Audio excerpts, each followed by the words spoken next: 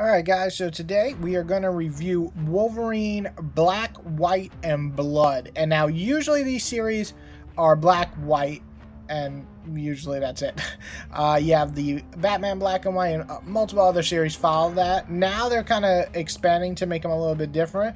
So you have like Superman, red, white, and blue, and things like that. But Wolverine gets to be black, white, and blood because, well, it's Wolverine and he's going to chop some people up into little pieces. So we're going to get into this review. I'm going to go into detail of why this book is a little bit different than most, and as you could probably tell by the size, it is a huge book. So let's jump right into the review and see how big this book really is at a library edition size. So this is Wolverine Black, White, and Blood Library Edition. Now, usually on these types of videos, I probably focus more on like hardcover, but to me, this is a pretty special book. Look at it right now. By its size, you can see how much larger it is than just a regular trade back. This is mostly to show off the excellent artwork that's displayed throughout, which I hope I can show some of this to you and you can see it on there. The only other book I can think that looks like this is the Black Silver Surfer Library Edition, which came out, I think, a year or two ago.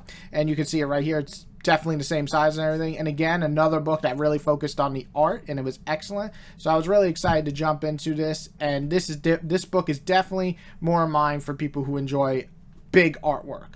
Once we flip them open, though, you can see that everything is in black and white with, you guessed it, blood. They do this in a neat way because with Logan involved, there's always going to be blood, and so the stories get to showcase a more noir style look to it with these awesome added red blood effects. And sometimes it's not even the blood, sometimes it's just someone screaming or anything like that, and it's like dripping blood. I think that's really cool. Some really cool moments in this book that really get to showcase the art here. Each story is only about like 8 to 10 pages, so the writers have to give it their all in those pages. Some stories are simple. Logan meets a bad guy. Bad guy's gonna die because Logan's invincible. It's kind of simple, but there is that. But some of them are more deeper stories, and I really like some of them a lot. You get to kind of get into the mind of Logan and why he's such a vicious killer, but also a protector to people he really cares for. To me, the two best stories involved is his daughter, which he very deeply regrets what happened to her, and not Laura, but a different daughter. And it's actually my personal favorite of the bunch in this series.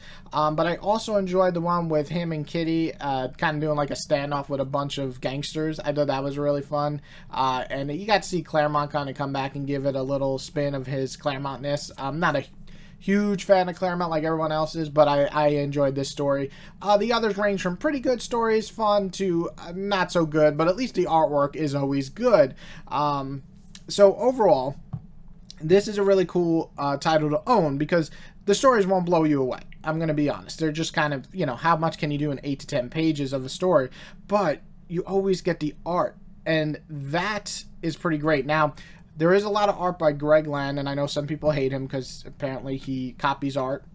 That I don't know. I'm sorry if you hate him, but here I think most of the artwork works. There's some really, really amazing shots in here, and really get to showcase it in the black and white, and then you have like the blood effects. So I really thought that part of it was awesome. I can't speak on if he copied poses and stuff. He probably did if I researched it enough, but listen, I bought the book and I like the art. I can't say much more than that on there. I thought they got to show the fights really well, the expressions, the emotions of the characters. And he's not the only artist, so don't get me wrong. There's other great artists in here, but he is a prominent artist in this book, more than a couple of stories. But anyway, overall, is this book worth owning? Well, I think it's a good collector's item. If you're a Wolverine fan, definitely. If you're a fan of bigger books like library editions, this is definitely worth owning because like the Black Silver Surfer book is out of print and it's going for like $100. I usually don't mind selling books, but I love that book so much for the showcase of the art. So just like that, I'm going to keep the Wolverine book. I definitely think it's worth owning if you're a fan of Wolverine or bigger edition books. It's pretty cheap on organic price books, which you can check them out. I've mentioned them a bunch of times. I'll put a link in the below so you can order if you want. But yeah, it's definitely worth it. I give it a 4 out of 5. I enjoyed my whole time reading it, with the exception of a couple of stories being a little weak.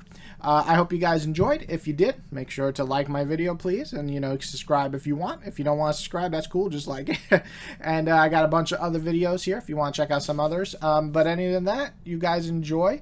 If you have any other recommendations that you want me to review, I do order most books, so I have probably what you were looking for, so I can review that. And everybody else, have a good day.